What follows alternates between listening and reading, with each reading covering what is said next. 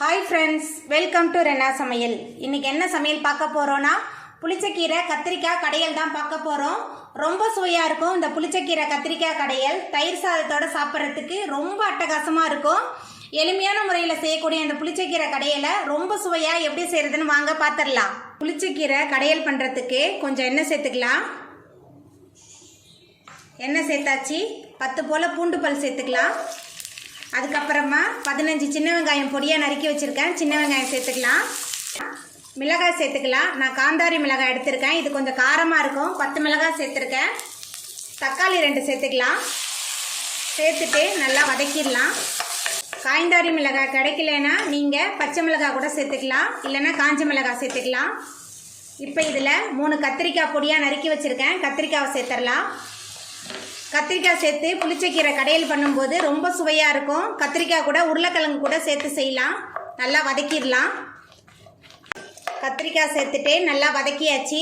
இப்போ இதில் சுத்தம் பண்ணி வச்சுருக்கிற புளிச்சக்கீரையை சேர்த்துக்கலாம். ஒரு கைப்பிடி சேர்க்குறேன் புளிச்சக்கீரையை சேர்த்துட்டு நல்லா வதக்கி விடலாம். புளிச்சக்கீரை நல்லா வதங்கி வந்துருச்சு. இப்போ இதில் புளிச்சக்கீரைக்கு தேவையான அளவுக்கு உப்பு சேர்த்துடலாம். உப்பு சேர்த்துட்டு நல்லா கலந்து விட்டுடலாம். உப்பு சேர்த்துட்டு நல்லா கலந்தாச்சு. நம்ம தண்ணிலாம் எதுவுமே சேர்க்கல. இந்த புளிச்சக்கீரையை நம்ம அலசி வச்சோம்ல, அதில் உள்ள தண்ணியிலேயே இந்த கத்திரிக்காய், புளிச்சக்கீரை, தக்காளி, மிளகாய் எல்லாமே நல்லா வெந்து வரட்டும். நம்ம வேக வச்ச புளிச்சக்கீரை, கத்திரிக்காய் எல்லாமே நல்லா வதங்கி வெந்து வந்துருச்சு. இப்போ நம்ம இதை கடைஞ்சிடலாம்.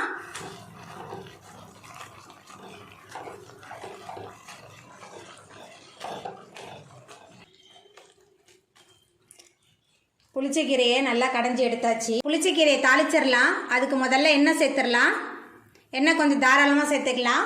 எண்ணெய் சூடாகி வரட்டும். எண்ணெய் சூடாகி வந்துட்டு இதில் 1 டீஸ்பூன் கடுகு சேர்த்துடலாம். கடுகு சேர்த்து கடுகு நல்லா பொரிய ஆரம்பிச்சிருச்சு. 10 போல் சின்ன வெங்காயம் பொடியாக நறுக்கி வச்சுருக்கேன். சின்ன வெங்காயம் சேர்த்துடலாம். அது கூடவே 10 பல் பூண்டு, அதுக்கப்புறமா 3 காய்ந்த மிளகாய் கிள்ளி வச்சுருக்கேன். எல்லாத்தையும் சேர்த்துட்டு நல்லா வதக்கிடலாம். எல்லாம் நல்லா வதங்கி வரணும். நல்லா வதக்கிடலாம். நம்ம சேர்த்த வெங்காயம், பூண்டு, காய்ந்த மிளகாய் எல்லாமே நல்லா வதங்கி வந்துருச்சு. இப்போ இதில் நம்ம கடைஞ்சி வச்ச புளிச்சக்கீரையை சேர்த்துடலாம். புளிச்சக்கீரையை சேர்த்துட்டு நல்லா கலந்து விட்டு எண்ணெய் பிரிஞ்சு வர வரைக்கும் நல்லா வதக்கிடலாம். அவ்வளோதாங்க, நம்மளோட புளிச்சக்கீரை கத்திரிக்காய் கடையல் ரொம்ப சூப்பராக ரெடி ஆகிட்டு. இப்போ நம்ம அடுப்பை ஆஃப் பண்ணிடலாம். நீங்களும் உங்கள் வீட்டில் இந்த சுவையான புளிச்சக்கீரை கத்திரிக்காய் கடையலை செஞ்சு பாருங்கள். இந்த வீடியோ உங்களுக்கு பிடிச்சிருந்தா லைக் பண்ணுங்கள், ஷேர் பண்ணுங்கள், கமெண்ட் பண்ணுங்கள், சப்ஸ்கிரைப் பண்ணுங்கள். அப்படியே பக்கத்தில் உள்ள பெல் பட்டனையும் கிளிக் பண்ணிடுங்க. நன்றி.